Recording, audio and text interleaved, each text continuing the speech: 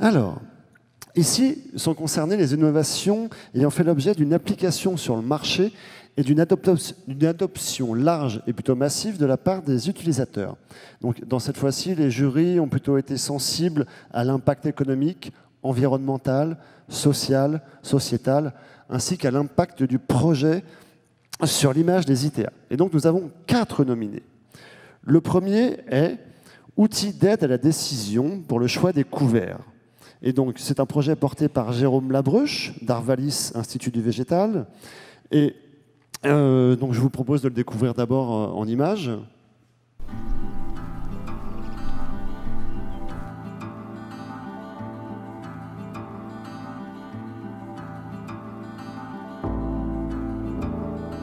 On s'intéresse aux cultures intermédiaires parce qu'elles sont de plus en plus incontournables dans les grandes cultures.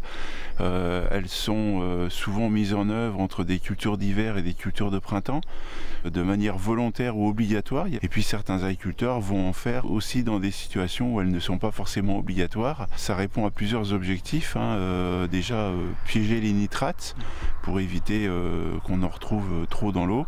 Et puis couvrir les sols et donc les préserver au niveau de leur structure du sol, apporter de la matière organique au sol. Donc c'est des effets de court terme et de long terme sur le sol qui peuvent être recherchés.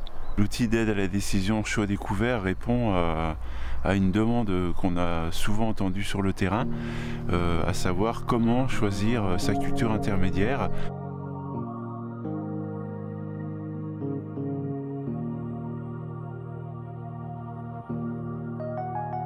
On peut accéder très facilement à l'outil. Depuis Google, on tape choix des couverts, on arrive directement sur le site. Il y a 2 pages à remplir avec un certain nombre de critères d'ordre agronomique, espèce pure ou mélange, ou les deux à la fois. On rentre son code postal qui va permettre de déterminer la zone climatique qu'on aura, la période de semis, la culture qui suit, et également la présence de cultures dans la rotation pour intégrer des critères sanitaires. Les risques sont différents en fonction des cultures de la rotation. Sur la 2e page, on va avoir d'autres critères plus liés à la conduite, ce qui est souhaité, valorisation fourragère ou pas du couvert, le mode de semis, est-ce que le couvert est gélif ou pas, comment on détruit ce couvert, et puis quelles sont les motivations à travers des critères économiques, piège à nitrate, effet fertilisant, couvert mellifère, etc. Et puis un résultat est obtenu sur une page. Les couverts sont classés du plus adapté aux critères jusqu'au moins adapté. Si on est intéressé en particulier par un mélange ou une espèce pure, on clique sur un lien qui nous renvoie vers une fiche qui va représenter de manière un peu plus détaillée chaque espèce et notamment nous donner toutes ses caractéristiques avec quelques commentaires plus qualitatifs. Le bilan de l'outil après 1 an d'utilisation, c'est plus de 20 000 connexions, plus de 40 000 sur différentes fiches. C'est un travail qui a été fait en collaboration avec d'autres instituts techniques agricoles, donc l'ITB, Terre Innovia, l'UNILET et l'ITSAP, Institut de l'abeille, et ce qui a permis de pouvoir produire un conseil qui n'est pas spécifique à une filière en particulier, mais à l'ensemble des grandes cultures, parce que bien évidemment les agriculteurs, pour la plupart, ont différentes cultures dans leur rotation et veulent avoir une approche ou des réponses globales à leurs problématiques.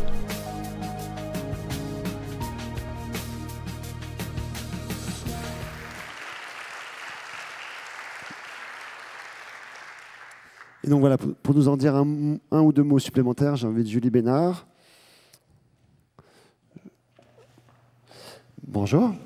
Alors, vous vouliez, je crois, insister un petit peu sur le caractère exhaustif et ce qui se transparaît dans la vidéo de ce projet. En fait, tout y passe finalement. Oui, d'abord, donc je représente Jérôme Labruche, qui n'a pas pu se rendre aujourd'hui parmi nous.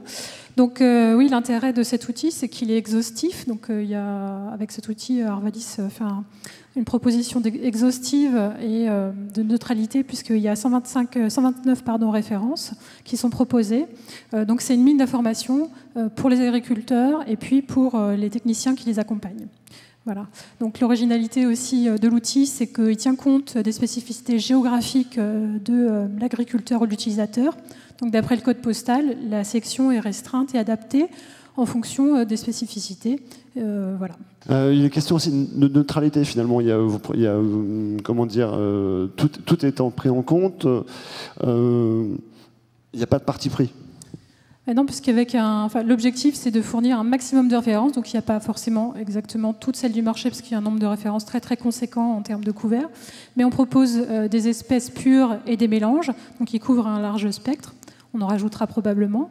Et l'idée, c'est de proposer une réponse à tous les agriculteurs utilisateurs, indépendamment d'une gamme commerciale qui peut être proposée. Très bien, merci. Merci. Voilà. Passons au second nominé, où il est question cette fois de maîtrise de la teneur en alcool des vins, un projet porté par l'IFV Sud-Ouest en partenariat avec la société AB7 Industrie. Donc le principe ici, c'est d'élaborer des boissons fermentées à faible teneur en alcool. Et donc le plus simple, c'est de voir ça en images.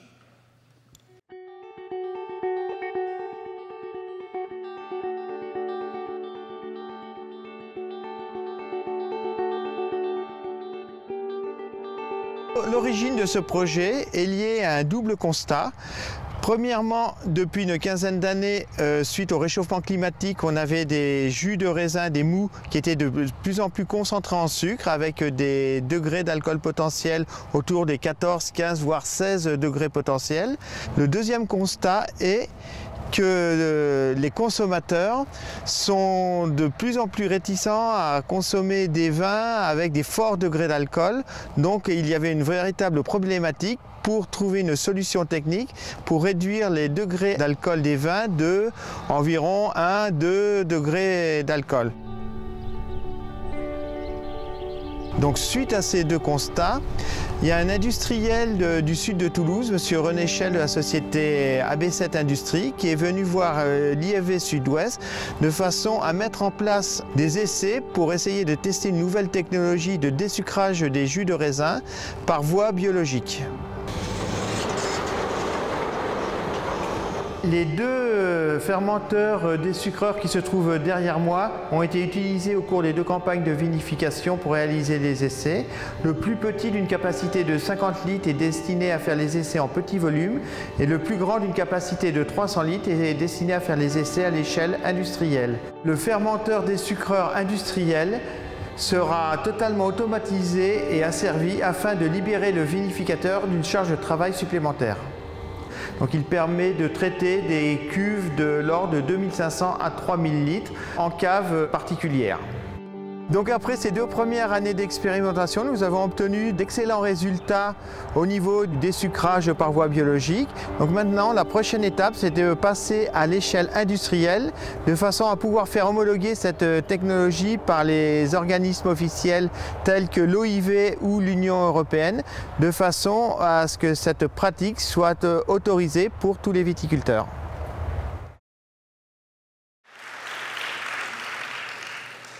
Donc, Monsieur Davot nous rejoint.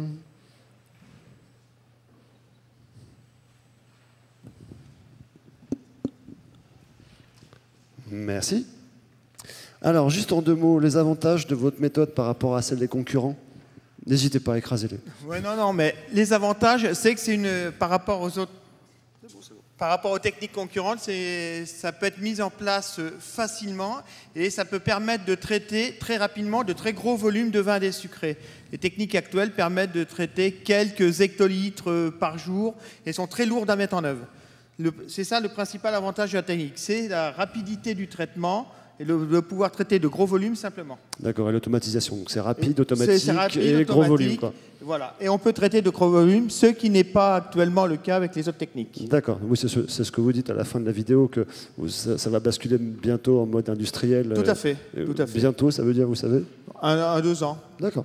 Le plus dur, c'est pas ça, c'est de faire agréer la méthode par les instances officielles. D'accord. Là, c'est un autre problème. Ok, bon, on croise les doigts, merci. Voilà.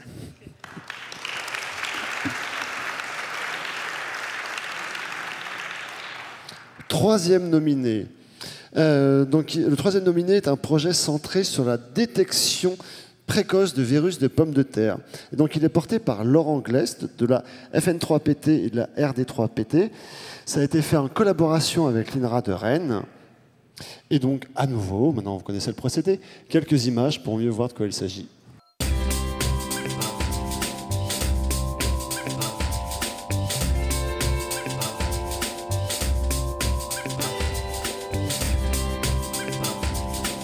La pomme de terre, c'est comme tout organisme vivant, ça peut être atteint par des maladies, notamment des bactéries, des champignons et des virus.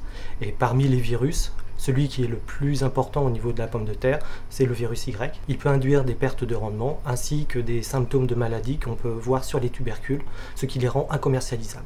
Par conséquent, il est indispensable de pouvoir contrôler la qualité sanitaire de ces semences avant la plantation, de manière à éviter la dissémination du virus dans les parcelles. Donc ici, on réalise la première étape, c'est l'échantillonnage. On va prélever une pelure au niveau du talon du tubercule que l'on va broyer à la presse à rouleau et ensuite diluer afin de récolter le jus centrifugé. À partir du jus obtenu, on va réaliser de l'extraction des acides nucléiques.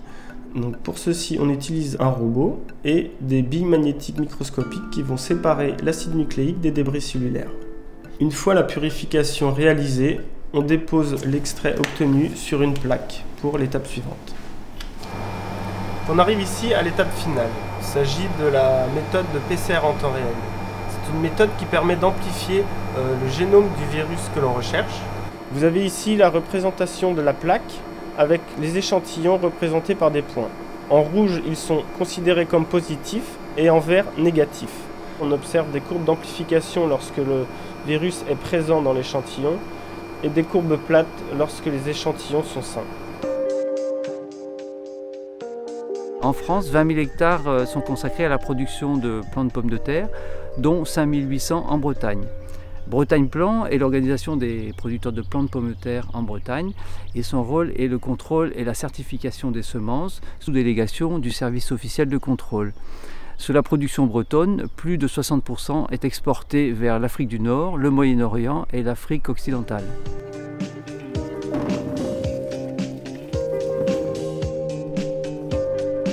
Dans un premier temps, on s'est approprié l'outil dans notre laboratoire.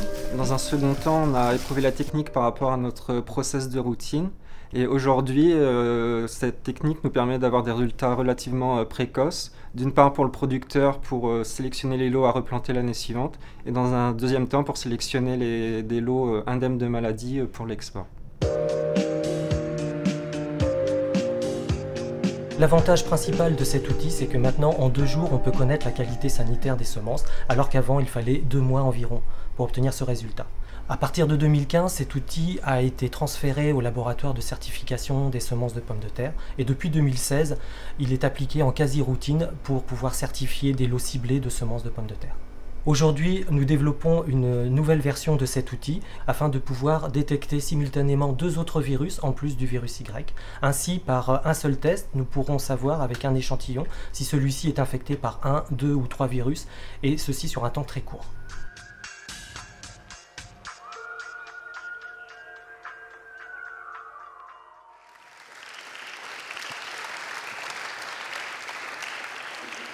Bon, Laurent Glest, bon.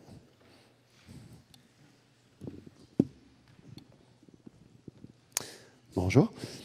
Alors, vous vouliez revenir un petit peu sur l'environnement dans lequel ce projet a été mené. Ça vous paraissait important de le souligner? Oui, en fait. Pardon. Oui, donc en fait, là, je voulais revenir sur la genèse en fait, de ce projet-là, à savoir que c'est un projet qui a été initié donc, en 2011, et donc c'est suite à des remontées, donc des questionnements de la part de la filière production donc, de plants, de manière à pouvoir certifier le plus rapidement en fait, les semences.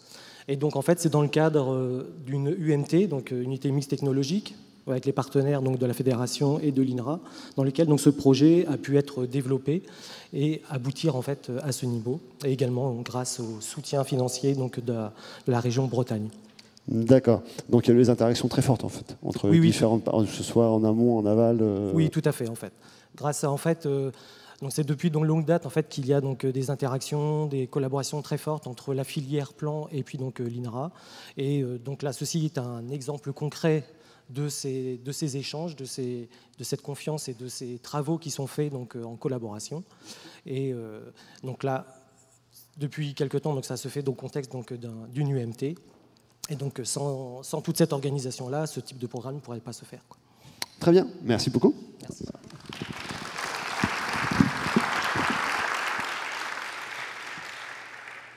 Alors, dernier nominé dans la catégorie, donc il s'agit d'AgriChauffe, un projet porté par Bernard Darfeuille d'Astrédor, l'Institut technique de l'horticulture, et en partenariat avec les sociétés Agrithermique et Clogeur. Donc, en gros, il s'agit d'une serre bioclimatique qui fonctionne grâce à la récupération et le stockage de l'énergie diurne pour être rediffusée ensuite la nuit. À nouveau, quelques images.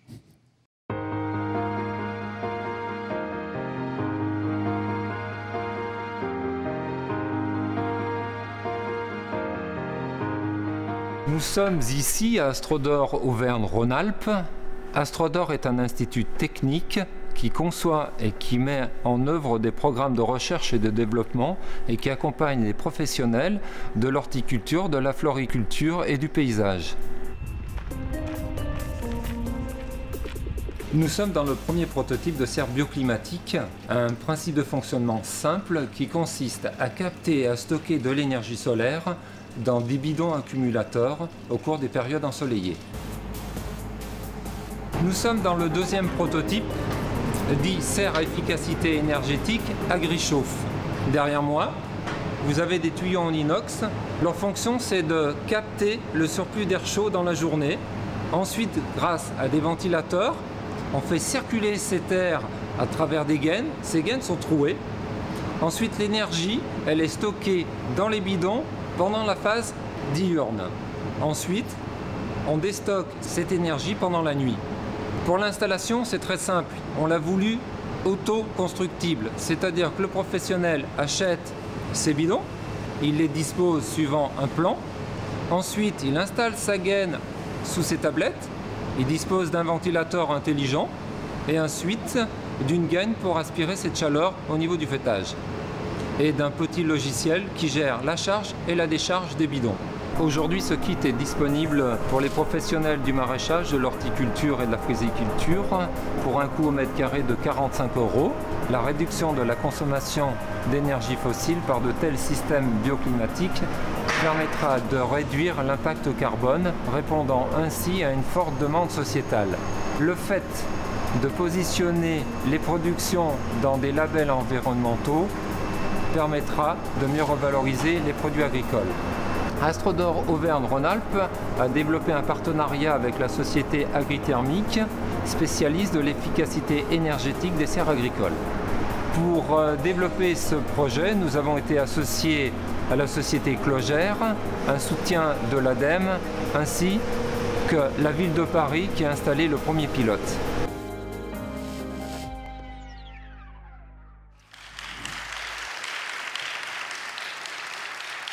Alors, Bernard Darfeuille s'excuse, il ne peut pas être là aujourd'hui, mais Stéphane Flamier va le représenter. Et donc, bonjour. Voilà. Bon, juste quelques mots. Est-ce que vous pourriez nous dire ce qu'il en est de la commercialisation de cet AgriChauffe? Oui, donc comme l'a dit Bernard, que j'excuse encore aujourd'hui, qui a eu un empêchement de dernière minute. Aujourd'hui, on n'est plus au stade de prototype. En fait, on est au stade vraiment commercial. Donc, c'est un outil qui fonctionne. Les cultivateurs sous serre peuvent s'en servir.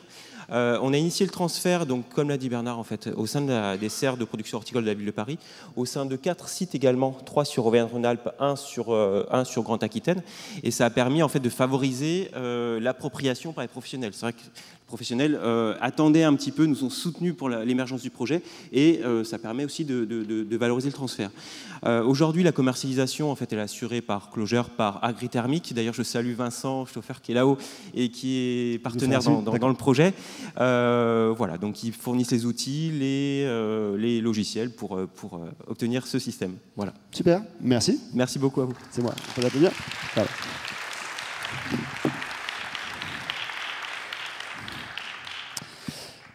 voici les 4 nominés qui viennent d'être présentés. Et donc maintenant, on va procéder à la remise des trophées. Et donc ce ne sont pas un trophée, mais 2 trophées qui vont être remis avec des mentions particulières. Et donc pour remettre le trophée Impact technologique, je vais inviter Henri Biespéré, président du groupe Réussir, administrateur de la FNSEA, en charge de l'innovation, à venir me rejoindre. Bonjour, chers confrères.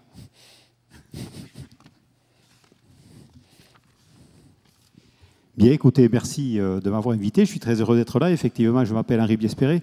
Je suis agriculteur dans les Pyrénées-Atlantiques. Vous n'êtes pas un peu journaliste déjà aussi ? Premier métier, voilà. Et je suis effectivement président du conseil de surveillance du groupe Réussir. Le groupe Réussir avec ses 12 revues mensuelles et ses 63 titres de PAD départementales qui ne cessent de mettre en avant effectivement l'innovation et de se faire les porte-voix. Certains ont parlé ici d'une plus grande communication. J'en suis moi aussi persuadé. On essaie au groupe Réussir de se faire les porte-paroles aussi de tous ces lauréats, de toutes ces personnes qui essaient d'accompagner l'agriculture. Les agriculteurs, on sait qu'on a un défi à relever, un double défi qui est à la fois économique mais aussi environnemental. Et on est tous persuadés, nous, à la FNSEA, que c'est par l'innovation que l'on relèvera ces défis, qu'on apportera des solutions, et on l'a vu ici par ces quelques exemples, et on en verra d'autres dans l'après-midi, qu'on leur apportera des solutions pour relever ce double défi. Je pense que ici, on est tous convaincus de ce sujet-là. À l'extérieur, quand on parle innovation, on a quelquefois l'impression de prononcer des gros mots.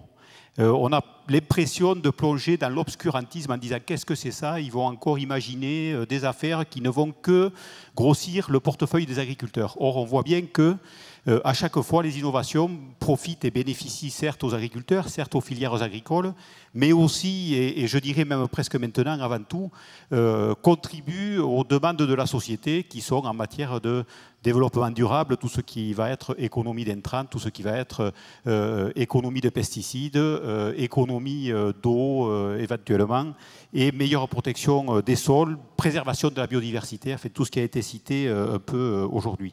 Et on en est tellement convaincu que vous savez que la FNSEA a porté pour les candidats à la présidence de la République 13 revendications prioritaires à mettre en œuvre dans les 200 premiers jours. Et une sur ces 13, c'est justement de mettre à côté du principe de précaution qui bien souvent menote tous ceux qui font de la recherche et de l'innovation, et bien aussi un principe d'innovation qui libère un peu les acteurs pour qu'ils puissent explorer les champs du possible, chercher les meilleures solutions et pour qu'il y ait une application mesurée de ce principe de précaution qui quelquefois nuit à la recherche, à l'innovation et aux travaux que vous pouvez faire dans les différents instituts. Voilà ce que je souhaitais dire avant de remettre le prix. On peut l'applaudir, oui, en effet. Soyez pas timide.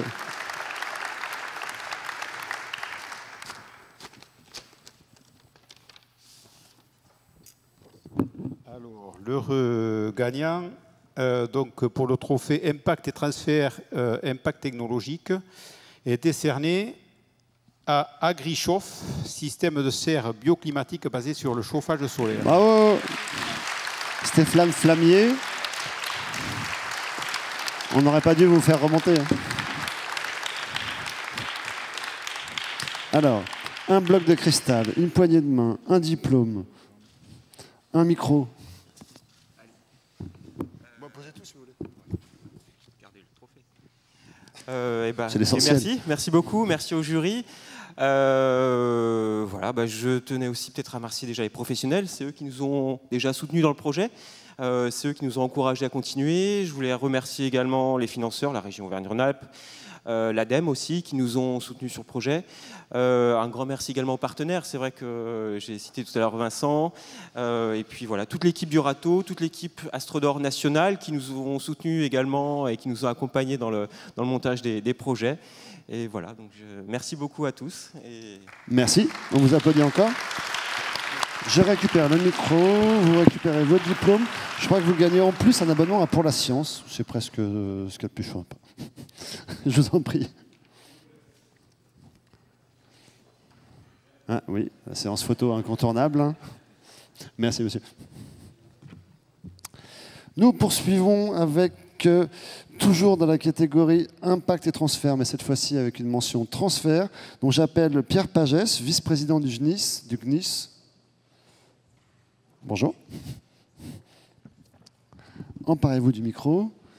Est-ce que vous avez quelques mots à dire? Merci, oui, bien sûr. Oui, bonjour à tous d'abord et merci de nous avoir sollicité pour la remise de prix, sachant que le GNIS, c'est la filière semences et plants, donc pour nous, l'innovation, elle est au cœur de nos métiers, ça n'est même la finalité, si j'ose dire, elle fait partie de nos gènes. Et donc c'est tout naturellement qu'on est partenaire de ce trophée ITA Innov 2017. Et je voudrais reprendre des propos du président Lemaître dans son introduction quand il disait que la société nous présente de nouveaux défis et je crois qu'on est tous convaincus ici que l'innovation, c'est par l'innovation qu'on arrivera à relever ces défis. Mais s'agissant des semences, on a un vrai enjeu d'acceptabilité par la société de nos innovations et donc d'accessibilité pour les agriculteurs. Donc je crois qu'on doit tous rester mobilisés pour pouvoir permettre à l'agriculture française d'accéder à nos innovations. Très bien. Eh bien, je vous laisse décacheter.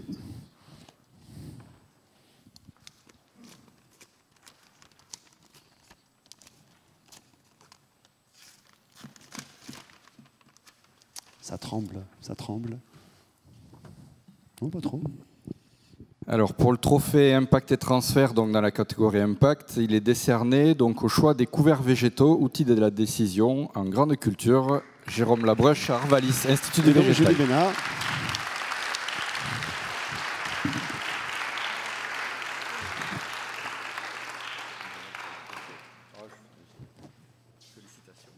Donc un bloc de cristal, un abonnement pour la science, un diplôme et surtout un micro pour remercier. Oui, donc je remercie tous les membres du jury qui ont cru en ce projet, également les partenaires, donc Terzinovia, ITB, Unilet et l'ITSAP. Voilà, donc cet outil qui permet de mettre l'accent sur les valorisations des couverts à la fois pour les agriculteurs et puis pour l'environnement. Donc double compétence pour cet outil choix des couverts. Merci beaucoup. Merci à vous. Merci.